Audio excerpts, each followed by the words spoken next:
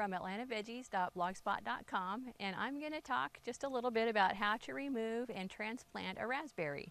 I have here a black jewel raspberry that has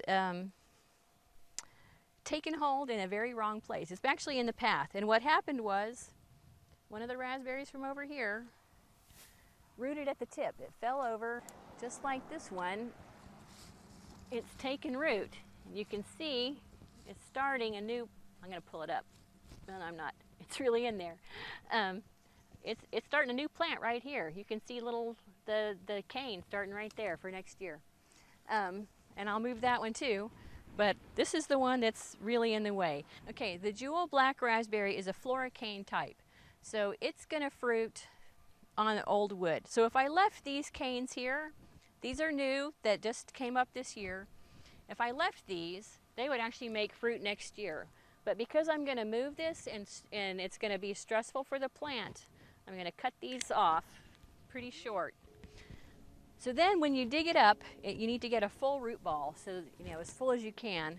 This is going to be right next to this little garden, so it's not going to be 100% easy. When you're transplanting black raspberries, it's important before you give it to somebody else or move it to somebody else's yard that you make sure that it really is a disease-free plant, that it's vigorous and growing well. Because I want to make sure that this is a good plant before I give it to anybody else, or make sure, or even put it somewhere else in my own yard, I'm going to put it in a pot for this next year for it to grow. So I've already started some potting mix in here, and the brand of potting mix really is not that important.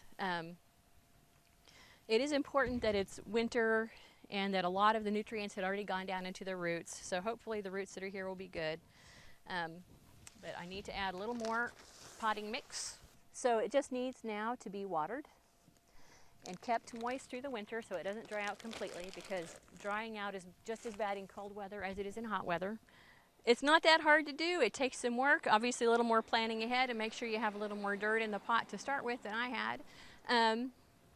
But removing and transplanting a raspberry is something that's totally doable, and hopefully this one will be healthy and productive, and someone else will also have wonderful black raspberries, because there's really nothing like black raspberries.